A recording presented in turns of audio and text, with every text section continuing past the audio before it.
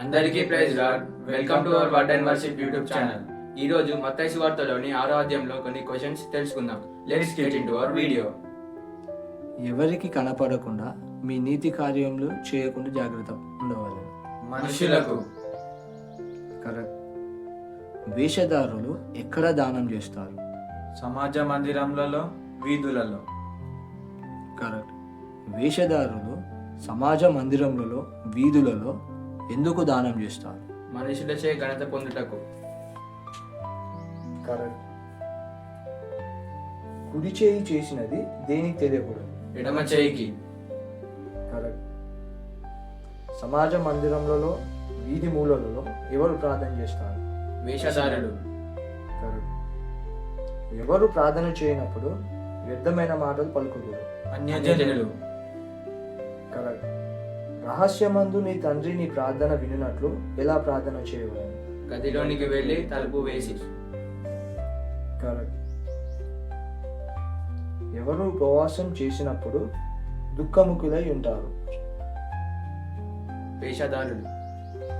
Correct. వేషధారులు తమ ముఖాలను ఎలా చేసుకుందరు? వికారంగా. కరెక్ట్. భూమిపై ఎందుకు ధనం కూర్చుకొనకూడదు? చిమ్మెటయు తుప్పును తినివేయును, దొంగలు కన్నము వేయును. కరెక్ట్. దేహంనకు దీపం ఏమిటి? కన్ను. కరెక్ట్. మీరు ఎవరెవరికి దాసులుగా ఉండనేరు? దేవునికి సిరికి. కరెక్ట్. ఆహారం కంటే ఏది గొప్పది? ప్రాణం. వస్త్రము కంటే ఏది గొప్పది? దేహం. హృదయం ఎక్కడ ఉంటుంది?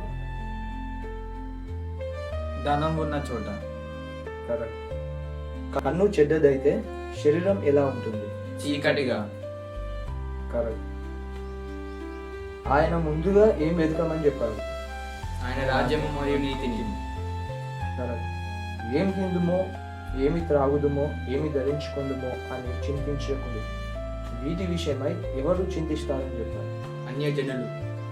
కరెక్ట్. ఏవి కష్టపడవు, పొడకవు? అడవి పువ్వులు.